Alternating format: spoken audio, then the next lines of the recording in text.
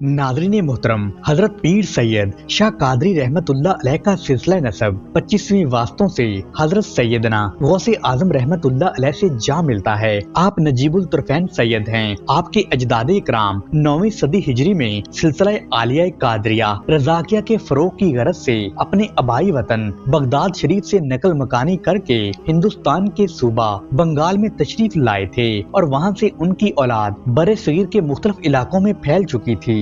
दोस्तों, आप रहमतुल्लाह अलैह के खानवादा आलिया के जद्दे अमजद हजरत सैयद मीरा शाह कादर कमीज रहमतुल्लाह अलैह ने 10वीं सदी हिजरी में बरे सगीर में ही वफात पाई और आपका मजार मुबारक साडोरा शरीफ इलाका सहारनपुर उत्तर प्रदेश भारत में वाक़या है। और फिर आपके वालिद माजिद हजरत सैयद पीर नजरुद्दीन शाह साहब रहमतुल्लाह अलैह के जद्दे अमजद पीर सैयद रोशन दीन शाह के कुछ रिश्तेदार बगदाद शरीफ से होते हुए काबल के रास्ते बरे सगीर में दाखिल हुए और कस्बा गोलड़ा, जो कि इस वक्त पाकिस्तान के दारुल हुकूमत इस्लामाबाद की हदूद में शामिल है, वहाँ पे आके रहाइश पजीर हो गए और बाद में आपने अपने दीगर अहले खाना को भी यहीं बुलवा लिया। प्यारे दोस्तों, हजरत सैयद मेहर अली शाह कादरी चिश्ती रहमतुल्लाह अलैह यकम रमजानुल मुबारक 1275 हिजरी बा मुताबिक 14 अप्रैल 1859 बरोज पीर पैदा हुए।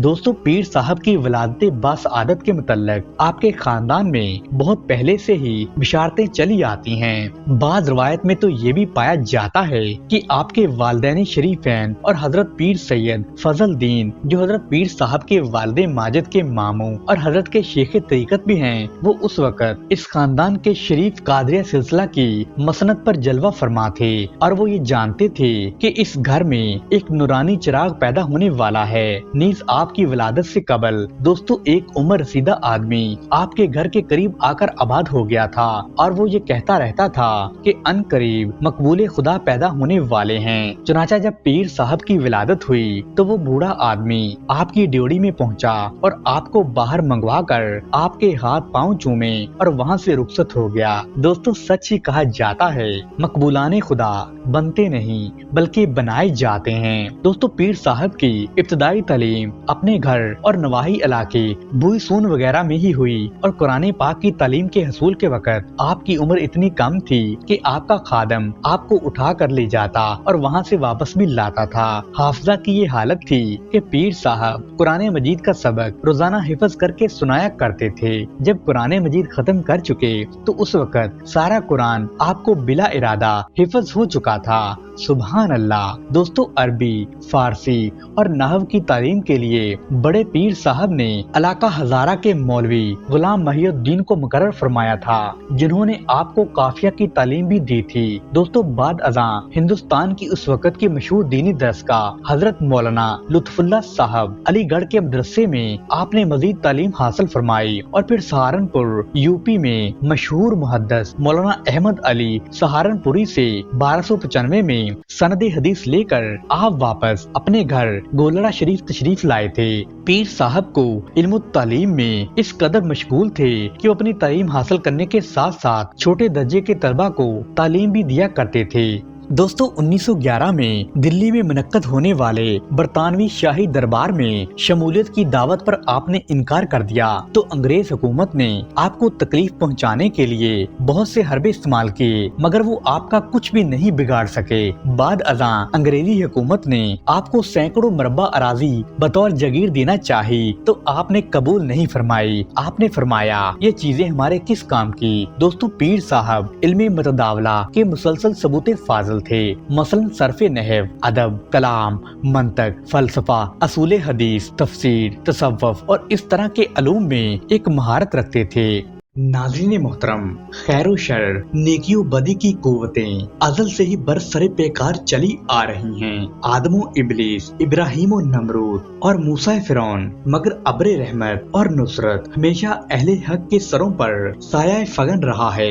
दोस्तों, हक गोई और बेबाकी तो हजरत पीर सैयद मेहर अली शाह की सुरुस्त में शामिल थी। आप रहमतुल्लाह अलैह ज़ाहरी व बातनी मुहासन का मजमुआ थे। दीन इस्लाम की तबलीग के लिए आपने हमा वक्त हमेशा ही अपनी कुव्वतें जारी रखी। दोस्तों, आप खल्के खुदा को राहे रास्त पर लाने के लिए हमेशा अपनी कोशिशें करते रहते थे।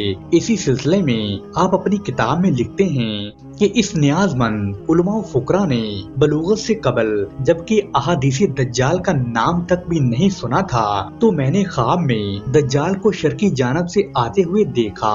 دائیں آنکھ اس کی پھوٹی ہوئی تھی۔ اس نے مجھ سے کہا کہ کہو خدا ایک نہیں ہے، تو میں بڑے غصے میں آ گیا تو میں اس سے کہنے لگا کہ اے مردود، خدا تو ایک ہی ہے، اس کا کوئی شریک نہیں ہے۔ پھر وہ چند قدم میری طرف بڑھا اور اس نے تلوار پر مجھ سے وار کرنا چاہا، مگر اس کا وار خطا ہو گیا اور اس کی تلوار میرے سر کے اوپر سے نکل گئی اور زمین پر جا پڑی۔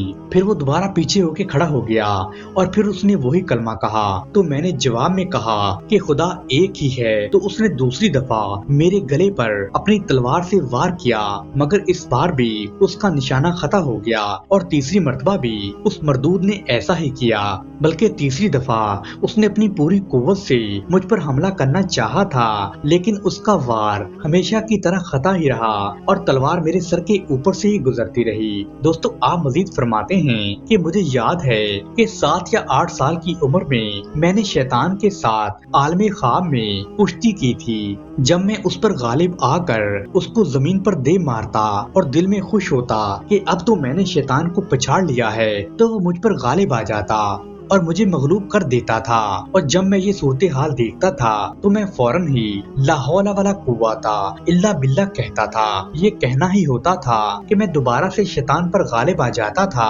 اور شیطان مجھ سے شکست کھا جاتا تھا۔ دوستو اسی لیے کہا جاتا ہے کہ جب شیطان آپ پر حملہ آور ہو تو آپ کو لا حول ولا قوت الا باللہ پڑھنا چاہیے۔ دوستو کہا جاتا ہے کہ جو دجال اور شیطان آپ نے خواب میں دیکھا تھا وہ اصل میں مرزا غلام احمد قادیانی تھا، جس کے مقابلے کے لیے آپ کو ایک عرصے سے ہی تیار کیا جا رہا تھا۔ آپ فرماتے ہیں کہ عرب شریف میں قیام کے دوران ایک وقت ایسا بھی آیا کہ مجھے وہاں رہائش اختیار کرنے کا خیال پیدا ہو گیا، مگر حاجی امداد اللہ مہاجر مکی نے مجھ سے کہا کہ پنجاب میں عنقریب ایک فتنہ نمودار ہونے والا ہے جس کے صدی باب صرف آپ ہی کر سکتے ہیں، مگر اس وقت آپ محض اپنے گھر میں ہی خاموش بیٹھے رہے تو علماء اسر کے عقائد محفوظ رہیں گے۔ دوستو پیر صاحب فرماتے ہیں اس فتنہ سے مراد مرزا غلام احمد قادیانی کا فتنہ تھا۔ دوستو ایک اور کتاب میں آتا ہے کہ جن دنوں مرزا غلام احمد قادیانی نے بظاہر تحقیق کی غرض سے اشتہارات کے ذریعے اپنے دین کی دعوت دی، دوستو پیر صاحب نے لا دینی حکومت کی الہاد پرور فضا میں ایک مدعی نبوت کے خلاف ایک کامیاب قلمی اور لسانی جہاد کیا، حتیٰ کہ اس محاذ پر مسلمانوں کے تمام فرقوں کی جانب سے متفقہ طور پر آپ کو اپنا قائد تسلیم کیا گیا اور آپ کی تصانیف تردید مرضیت میں بے نظیر شاہکار سمجھی جاتی ہیں۔ ان تصانیف کو مثل راہ بنا کر تقریر و تحریر کے مجاہدین کا ایک جمع غفیر کمر بستہ ہو کر میدان عمل میں اتر آیا اور ان کی مساعی فی سبیل اللہ کی بدولت آج دنیا اسلام کا ایک عام انسان بھی ختم رسالت کی قادیانی طویل کو کفر سمجھتا ہے، اور قادیانیت اس ملک میں ایک علیحدہ بے اثر اور لا تعلق اقلیت بن کر رہ گئی ہے۔ دوستو چلیے اب ہم آپ رحمت اللہ علیہ کی کچھ تصانیف کا ذکر فرماتے ہیں۔ ہدیۃ الرسول۔ دوستو مرزا غلام احمد قادیانی نے جو ہی مسیح موعود ہونے کا دعویٰ کیا تو پیر صاحب نے ان کے خلاف اپنے کام کا آغاز کر دیا اور اپنے روزانہ کے درس میں آپ حضور صلی اللہ علیہ وسلم کا خاتم النبیین ہونا اور حضرت عیسیٰ علیہ السلام کا اپنے جسم اطہر سمیت آسمان پر تشریف لے جانا اور قرب قیامت کو نزول فرمانا اور ان کی حیات مبارکہ کے دوسرے گوشوں پر آپ ذکر فرماتے رہتے تھے۔ آپ کے ان دروس کی بڑی شہرت ہوئی۔ دوستو آپ نے اپنے عقیدت مندوں اور علماء کرام کی ان مسائل میں خصوصی طور پر تربیت کی تاکہ کوئی بھی علماء کرام قادیانیت کے فتنے میں گمراہ نہ ہو سکے۔ دوستو چونکہ حیات و نزول مسیح اسلام کا بھی عقیدہ ہے اور نظریہ ختم نبوت کو اسلام کے بنیادی عقیدے کی حیثیت حاصل ہے جس کا انکار کفر کے مترادف ہے، اس لیے پیر صاحب کو بارگاہ عالی حضرت خاتم النبیین صلی اللہ علیہ وسلم سے باطنی طور پر اس فتنے کی سرکوبی کے لیے اشارہ فرمایا گیا تھا۔ اس کے علاوہ آپ رحمت اللہ علیہ نے مرزا قادیانی کی مشہور کتاب ایام الصلح جو اس نے فارسی میں لکھی تھی اس کے مقابلے میں آپ نے ہدیۃ الرسول فارسی زبان میں اپنی ایک کتاب شائع کی، کیونکہ ایام الصلح کو مرزا نے کابل کے مسلمانوں کو گمراہ کرنے کے لیے فارسی زبان میں لکھا تھا، تو آپ نے بھی اپنی کتاب ہدیۃ الرسول کو فارسی زبان میں ہی تالیف فرمایا۔ دوستو، کابل کی اس وقت کی اسلامی سلطنت اور علماء کرام کی بروقت تدابیر کی وجہ سے مرزا کو اپنے گندے مقاصد میں کامیابی تو نہیں ہوئی، تاہم برِ صغیر میں کیونکہ اس وقت برطانوی حکومت کا راج تھا اور برطانوی حکومت یہاں کے مسلمانوں میں فتنہ فساد بھڑکانے کی کوششوں میں لگی رہتی تھی، اس لیے مرزا قادیانی نے اس موقع سے فائدہ اٹھاتے ہوئے اپنے نظریات کو پرچار کرنا شروع کر دیا، اور اس نے اردو زبان میں بہت ساری کتابیں اور رسالے لکھ کر اور مسلمانوں کو گمراہ کرتا رہا، جس سے ہندوستان کے مسلمانوں میں کافی پریشانی اور ہیجان برپا ہو گیا۔ تو یہ دیکھ کر پیر صاحب نے بھی اپنے قلم کی باغ دوڑ سنبھال لی اور ہدیۃ الرسول کے مضامین کو اردو زبان میں ڈال کر 1317 ہجری میں شمس الہدیہ فی ثبات الحیات المسیح کے نام سے ایک مارکہ عراق کتاب شائع کی، جس سے ایوان قادنیت میں تو جیسے زلزلہ برپا ہو گیا۔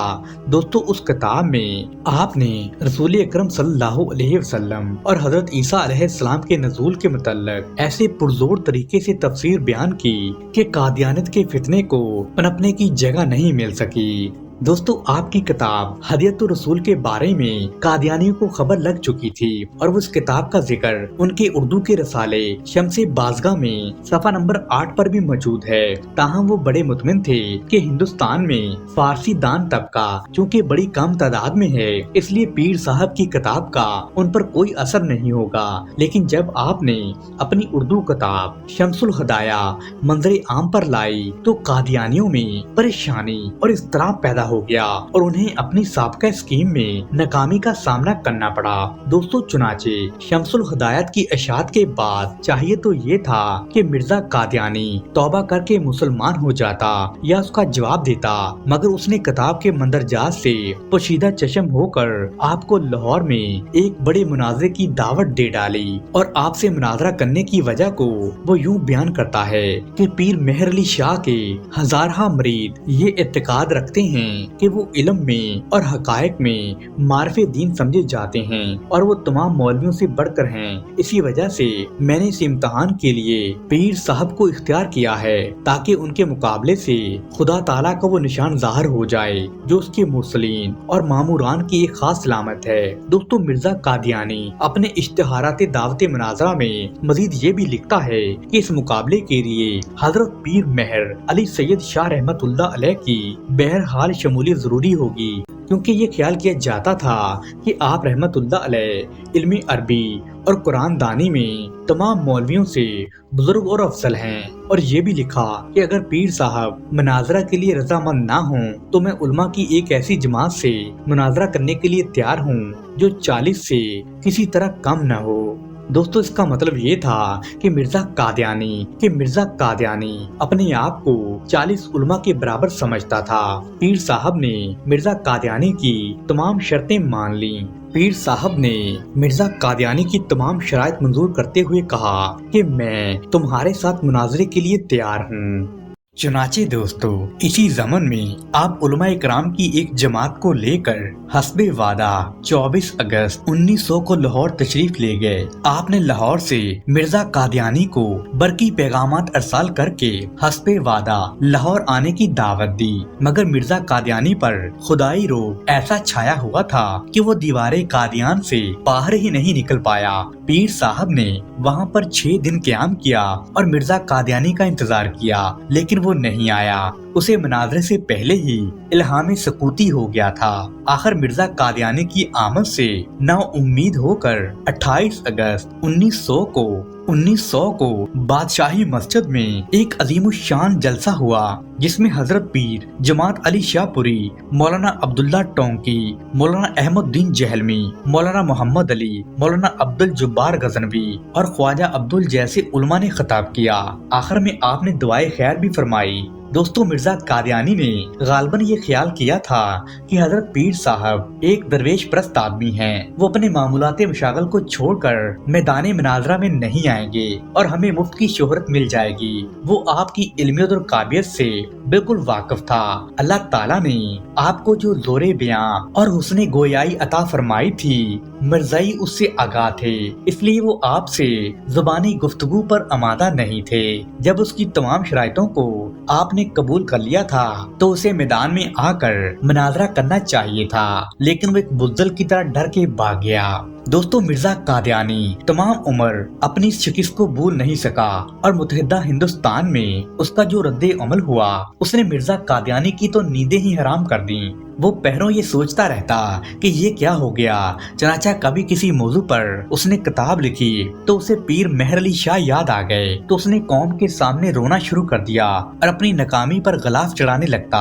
मसलन मिर्जा कादियानी अपनी अरबी तालीफ अजाजुल मसीह का सबब तालीफ बयान करते हुए अपने मुखालफिन का जिक्र करते हुए लिखता है कि मेरी जमात के लोगों ने मुझे मना कर दिया था और मैंने भी उनकी राय को पसंद किया, इसलिए मैं मुनाजरे के लिए लाहौर नहीं गया। तो मेरे मुखालफिन ने कहना शुरू कर दिया कि पीर मेहर अली शाह ने तो मैदान फतेह कर लिया है और लोग उसे उर्फान के परों पर उड़ाने लगे और वो झूठ कहते हैं और वो हिया नहीं करते।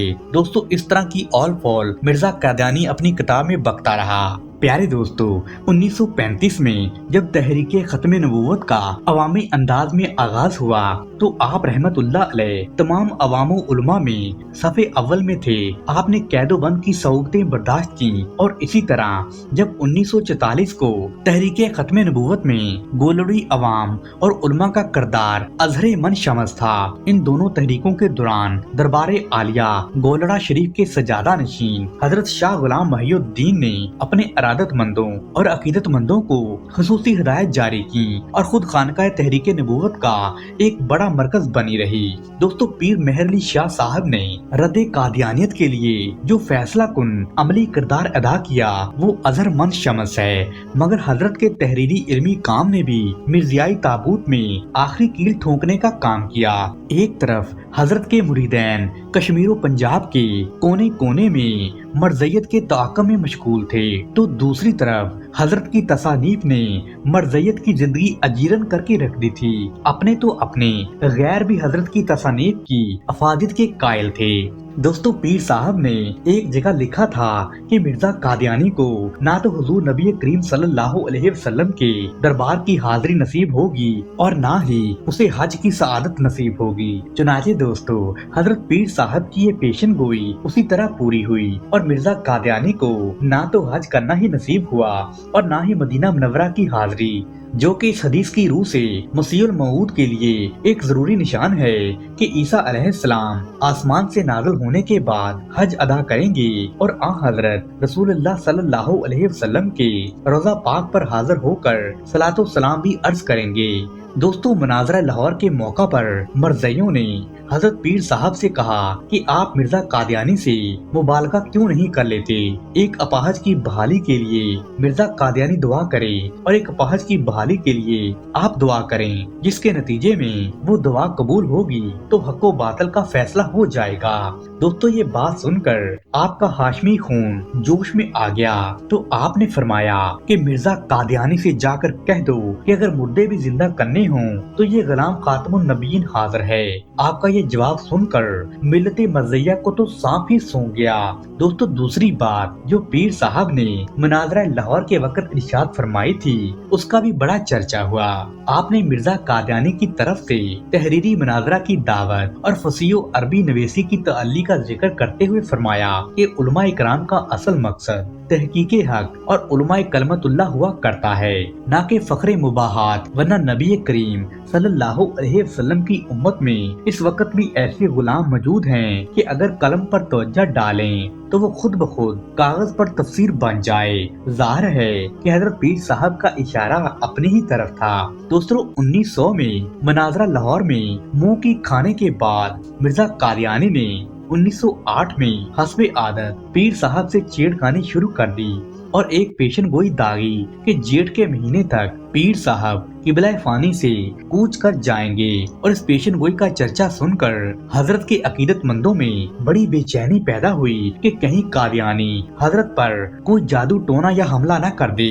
तो उन्होंने आपसे इस्तदा की कि आप अपनी हिफाजत का कोई माकूल इंतजाम जरूर करें। तो हजरत ने अपने अकीदतमंदों और मरीदों को तसल्ली देते हुए फरमाया कि मियाँ, मौत तो बरहक है, हर किसी को मरना है, मगर तसल्ली रखो, इस जेठ हम नहीं मरते। खुदा की शान गुलाम खातमुन नबीन की जुबान से निकला हुआ ये लफ्ज किस तरह बारगाहे रब में कबूल होता कि जब जेठ का महीना आया तो मिर्जा कादियानी लाहौर में हैजे में मुब्तला होकर इबरतनाक मौत का शिकार हो गया और सियाल शरीफ उर्स मुबारक की तकरीब में हजरत पीर साहब ने मियाँ मोहम्मद कुरैशी, जिन्होंने आपसे हिफाजत करने की इस्तदा की थी, उससे फरमाया अल जेठ बिल जेठ, यानी जेठ जेठ से बदल गया।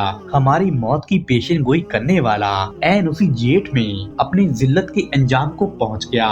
दोस्तों, पीर साहब रहमतुल्लाह अलैह का वसाल मुबारक 29 सफर 1336 हिजरी बामुताबिक 11 मई 1937 को हुआ और आपकी कब्र मुबारक पाकिस्तान के दारुल हुकूमत इस्लामाबाद के मशहूर कस्बा गोलड़ा शरीफ में है।